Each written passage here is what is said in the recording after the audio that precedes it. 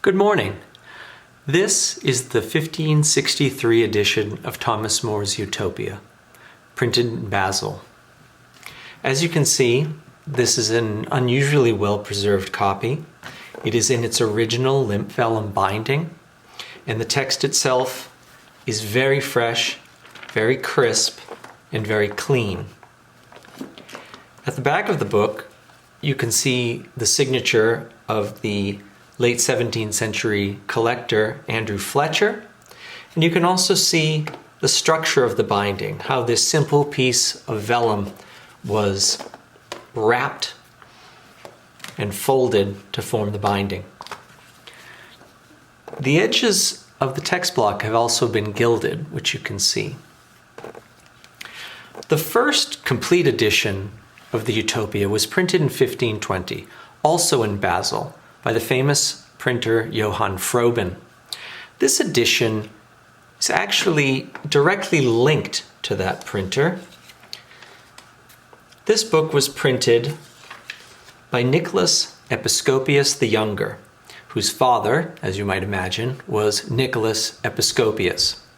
Episcopius was the printing partner of Johann Froben's son, Hieronymus. They printed together up until 1563, when the younger Froben died. Now, Episcopius' son, who printed this book, started printing in the 1550s and stopped printing in 1565 when, tragically, he died at the age of 34. This book was actually printed in the house that Johann Froben had lived in back in 1518. The preliminary matter in this edition is also that of the 1518 edition, and it has a number of important letters. The first one here is written by Erasmus to Johann Froben, dated 1517, and it was used as a cover letter for the revised manuscript of the Utopia that Erasmus was sending to Froben. There are some other preliminary letters here. One of them from Guillaume Boudet, the very famous French humanist, to Thomas Lupset, a friend of Thomas More and an equally famous humanist. And Boudet thanks him for sending a copy of More's Utopia. And then he demonstrates that he really is in on the joke.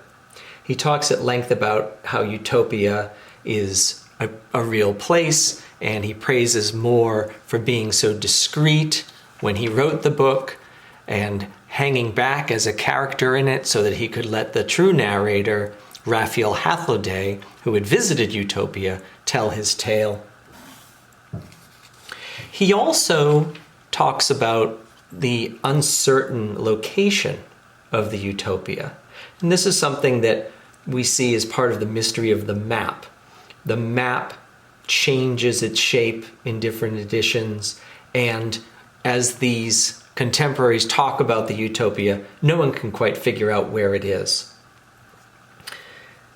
In fact, Boudet says, "In truth, I have ascertained by full inquiry that Utopia lies outside the bounds of the known world. It is in fact one of the fortunate isles, perhaps very close to the Elysian fields. For More himself testifies that Hathloday has not yet stated its position definitively." Just before the text proper, we have Thomas More's own letter to Peter Gillis, in whose garden More had conceived of the Utopia and begun to write it. More, back in England, writes to Gillis and says, "Would you please ask Hathloday if he's still there with you? Or write him a letter if he's not. Ask him specifically where the island of Utopia is. For neither did we remember to inquire of him, nor he to tell us in what part of that new world Utopia is situated." Which is a thing I had rather spent a lot of money on. So More had sent out his agents to find Utopia. He'd spent a lot of money doing it, but he couldn't come up with the location. On page 43 of the text proper, we find the map of Utopia. Well, appropriately, the map isn't there So follow along with me and take a journey while we try to locate the map of that wandering island. And here we have it.